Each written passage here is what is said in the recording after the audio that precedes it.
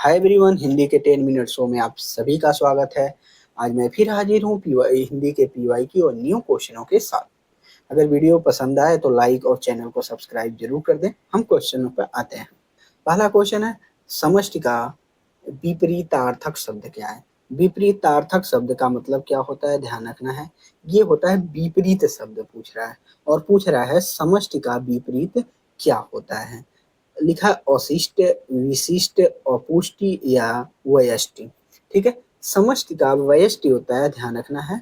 समष्टि का क्या होता है, व्यष्टि। बहुत इंपॉर्टेंट है और कई बार ये क्वेश्चन पूछा हुआ है। ठीक है, तो नोट कर लेना इसको। अगला प्रश्न है करपट का तद्भव रूप बताना है। करपट का क्या बताना है, तद्भव रूप बताना है। तो करपट का मतलब क्या होता है, ध्यान देखना। करपट का मतलब ही होता है कपड़ा। क्या है, कपड़ा है। और तद्भव तत्सम क्या होता है, ध्यान रखना। तद्भव का मतलब है कि इस संस्कृत से शब्द क्या होंगे, संस्कृत से बिगड़कर जो बने नए शब्द हैं वही तद्भव कहलाते हैं।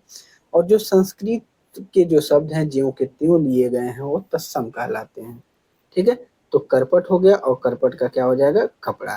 Right answer option number 4। अगला प्रश्न है रमणीय। रमणीय में कौन सा प्रत्यय है?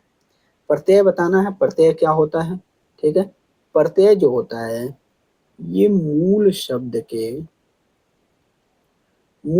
के बाद में लगता है और उपसर्ग जो होता है वो मूल शब्द से पहले लगता है। ठीक है, तो रमणीय क्या होगा, इसमें कौन सा लगेगा, ई है। अब देखो, बड़ी ई और यह है, अधिकतम गलती यही कर देते, नहीं, ये संधि के नियम में जाना है। और संधि का जो व्यंजन संधि था नियम, नो का र होना, वो नियम आपको याद आया होगा। तो इसका बन जाता है रम प्लस अनीय यानी रमणीय। ठीक है, तो नो का र में परिवर्तित होना। तो ऑप्शन नंबर 2।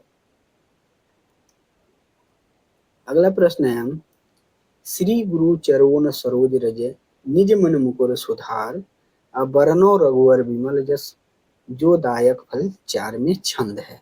कौन सा है? ऑप्शन में लिखा हुआ है कि सोरठा, दोहा, रोला और बरवे। ठीक है, तो बताना है कि कौन सा होगा। तो राइट आंसर क्या है, इसमें कौन सा है, दोहा है।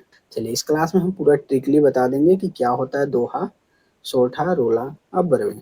अगला है, निम्नलिखित में से कौन सा वाक्य शुद्ध है? शुद्ध वाक्य बताना है कि कौन सा है। ऑप्शन दिया है, गीता और मोहन गा रहा है। मोहन और गीता गा रही हैं, मोहन और गीता गा रहे हैं, और लिखा है मोहन और गीता गा रही हैं। ठीक है, तो राइट आंसर क्या होगा, ध्यान रखना। गा रहा है ये तो होगा नहीं, गीता गा रही है ये तो होगा नहीं, सम्मान तो दिखाना है, बहुवचन में लिखना भी है। मोहन और गीता गा रहे हैं, तो जो राइट आंसर है ऑप्शन नंबर 3। अगला है चराचरम। ये तो बहुत ज्यादा पूछता है क्वेश्चन, चराचरम। अभी कई बार पूछा हुआ, यूपीपी में भी पूछ चुका है। में कौन सा समास है? द्वंद्व है, तत्पुरुष है, बहुव्रीहि है या कर्मधारय समास है? इसमें कौन सा है? चराचरम मतलब होता है जगत। चलिए, इसका जवाब आप कमेंट बॉक्स में दीजिए कि इसमें कौन सा समास है। अगले प्रश्न पे आते हैं, हिंदी भाषा और साहित्य नामक ग्रंथ के लेखक हैं, कौन है? ऑप्शन में दिया है आचार्य रामचंद्र शुक्ल, भगवत शरण उपाध्याय, डॉक्टर श्याम सुंदर दास और डॉक्टर हरदेव बाहरी। ठीक है, तो राइट आंसर है ऑप्शन नंबर 3, डॉक्टर श्याम सुंदर दास। अगला प्रश्न है, भाषा सिखाने का सही क्रम क्या है? कैसे भाषा को सिखाएंगे?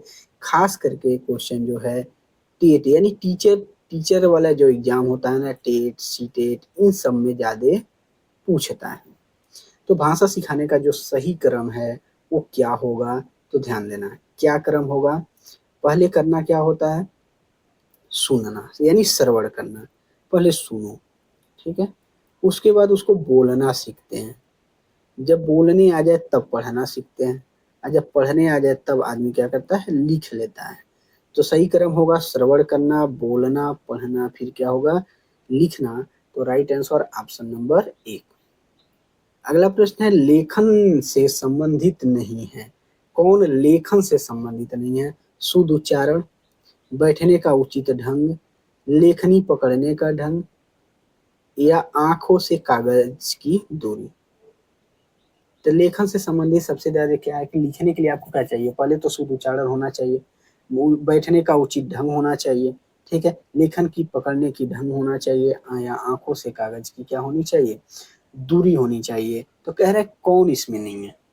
तो बताइए जब लिखना है तो हमको उच्चारण करने की जरूरत क्या है, बिना उच्चारण के भी हम लिख सकते हैं, तो उच्चारण करने की कोई जरूरत नहीं है। तो राइट आंसर ऑप्शन नंबर एक, ये क्या है, लेखन से संबंधित नहीं है। अब उचित दूरी नहीं रखेंगे तभी सही से नहीं लिख पाएंगे, कागज से आंख की दूरी सही नहीं रहेगी तभी नहीं लिख पाएंगे, पकड़ने का ढंग सही नहीं रहेगा तभी सही से नहीं लिख पाएंगे। अगला प्रश्न, आचरण की सभ्यता के निबंधकार कौन है।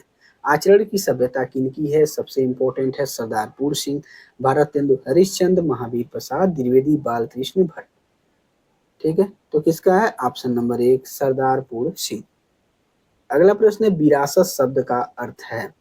विरासत का मतलब क्या ही होता है कि कहते हैं ना कि किसी को विरासत में मिला हुआ है, तो विरासत का मतलब क्या होता है, ये कोई चीजें आपके पूर्वजों या पुरखों को क्या हो, पुरखों का या बुजुर्गों का या उन लोगों का क्या हो मिल जाए, कोई ऐसी संपत्ति। ठीक है, ऑप्शन दिखा है, पुरखों से प्राप्त, प्रकृति से प्राप्त, मित्रों से प्राप्त, मूल्य देकर खरीदा हुआ। तो राइट आंसर क्या होगा, पुरखों से जो प्राप्त होता है उसी को क्या कहते हैं, विरासत। अगला प्रश्न है, निर्बल का विलोम शब्द है। बहुत पूछता है निर्बल का विलोम क्या होता है। ठीक है, तो निर्बल का क्या होगा, सबल, सुदृढ़, बाहुबली या समुन्नत। क्या होता है, सबल। निर्बल का क्या होगा, सबल। अभ्यागत शब्द में कौन सा उपसर्ग है, अभी फिर आ गया उपसर्ग। अभ्यागत में कौन है, अभ्य है, अ है, अभी है या अभ्या है। तो राइट आंसर ऑप्शन नंबर तीन क्या है, अभी है।